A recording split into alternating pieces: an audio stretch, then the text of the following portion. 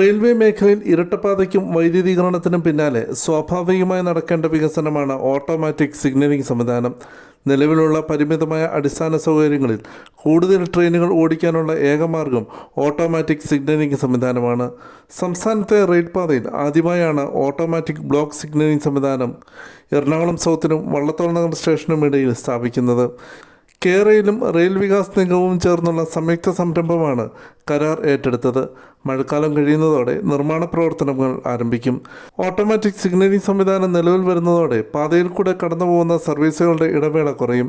ഇതോടെ കൂടുതൽ ട്രെയിനുകൾ ഓടിക്കാനാകും. അതായത് പാതയുടെ ശേഷി 3 ഇരട്ടിയോളം കൂടും. 156 കോടി രൂപയാണ് പദ്ധതിയുടെ നിർമ്മാണ ചെലവ്. നിർമ്മാണ കാലാവധി 750 ദിവസമാണ്.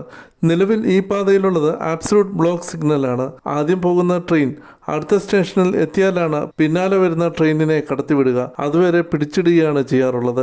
എറണാകുളം ഷൊർണൂർ മേഖലയിൽ ഓട്ടോമാറ്റിക് സിഗ്നലിംഗ് സംവിധാനം പൂർത്തിയാകുന്ന മുറയ്ക്ക് അടുത്തപടിയായി 3-4 പാതകൾ നിർമ്മിക്കാനുള്ള നടപടികൾ ഇതോടൊപ്പം റെയിൽവേ ഊർജിതമായി മുന്നോട്ട് കൊണ്ടുപോകുമെന്നാണ് പ്രതീക്ഷ.